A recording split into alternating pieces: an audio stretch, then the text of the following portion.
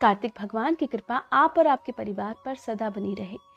2 नवंबर मंगलवार, सूर्योदय का समय सुबह 6:36 और सूर्यास्त का समय शाम 5:44 पर। आज सुनिए कार्तिक मास का 14वां अध्याय।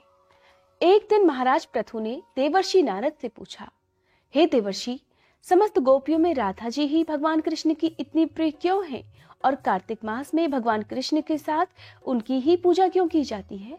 तब देवर्षि नारद ने कहा, हे राजन, पहले मनवंतर में पांचाल देश में प्राचीन वीही नाम का एक राजा था। उसने विष्णु भगवान का एक अत्यंत प्राचीन, सुंदर और विशाल मंदिर बनवाया। उसमें नित्य प्रतिदिन विधि विधान से भगवान का पूजन हुआ करता था। उसी नगर की एक अति सुंदर स्त्री प्रेम में विह्वल होकर भगवान के सामने मोहक नृत्य किया करती थी। उसकी हर समय एकमात्र यही इच्छा रहती थी कि वो किसी तरह भगवान के गले में बाहें डालकर नृत्य करे। एक दिन उसने अपना समस्त धन गरीबों में बांट दिया और भगवान के सम्मुख नाचते हुए अपने प्राण त्याग दिए। स्वर्ग में वह स्त्री चंद्रकीर्ति नामक अत्यंत सुंदर देवांगना बनी। एक दिन वह दर्पण में अपना अद्भुत रूप लावण्य देखकर मन ही मन कहने लगी कि भगवान के अतिरिक्त अन्य कोई मेरा पति नहीं हो सकता। ऐसा विचार कर वह भगवान की छवि को मन में धारण कर नृत्य करने लगी। कुछ समय बाद दैत्यों के आतंक से दुखी होकर समस्त देवतागण ब्रह्मा जी की शरण में गए।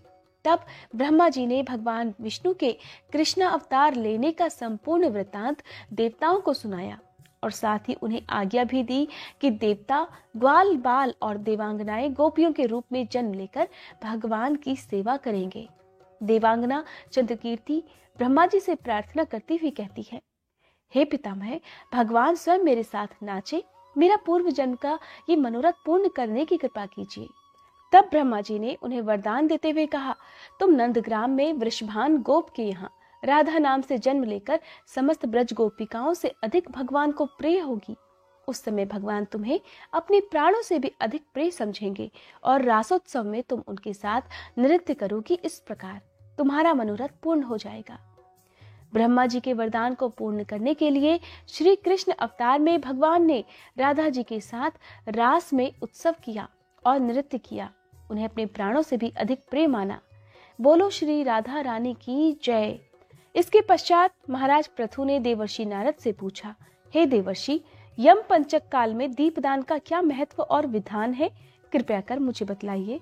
तब नारद जी ने कहा, हे राजन, कार्तिक मास के कृष्ण पक्ष की त्रयोदशी से शुक्ल पक्ष की द्वितीया यानी कि दोज तक 5 दिन यम पंचक कहलाते हैं।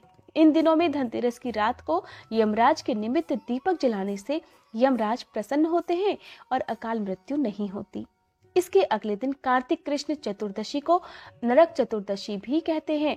इस दिन तिल का तेल, अपामार्ग और दूर्वा आदि लगाकर स्नान करना चाहिए।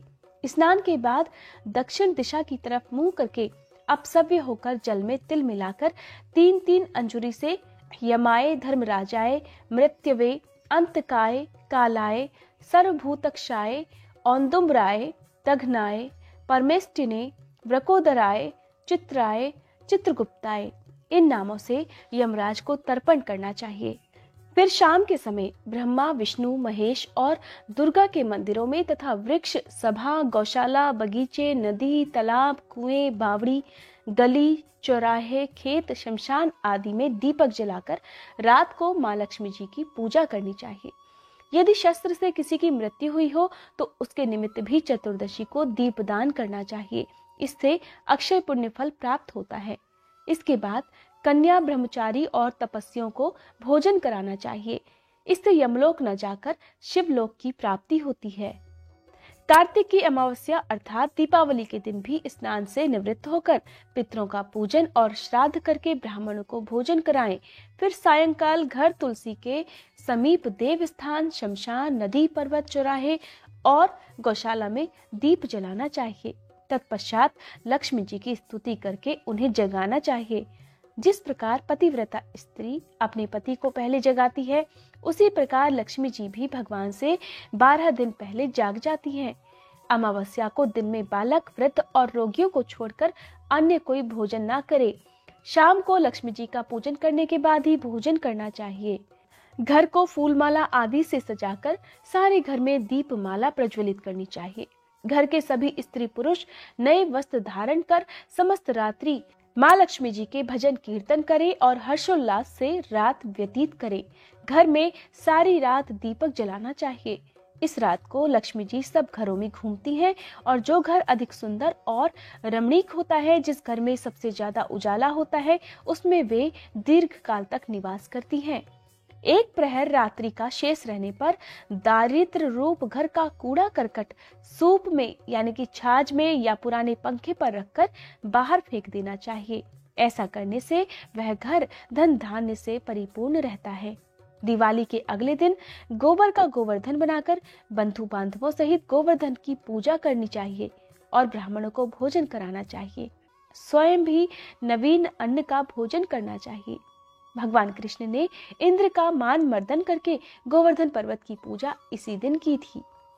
शाम के समय गौ और वृषभ अर्थात बैलों की पूजा करनी चाहिए और अपने परिवार के भरण पोषण और रक्षा के लिए उनसे प्रार्थना करनी चाहिए।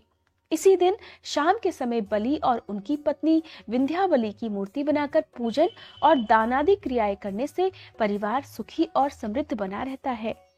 कार्तिक मास में अगले अध्याय में सुनिए दीपावली की कथा। अगर आज का ये अध्याय आपको पसंद आया हो तो वीडियो को लाइक, शेयर, चैनल को सब्सक्राइब और बेल आइकन प्रेस करने के साथ ही कमेंट बॉक्स में कार्तिक भगवान की जय लिखना मत भूलिएगा।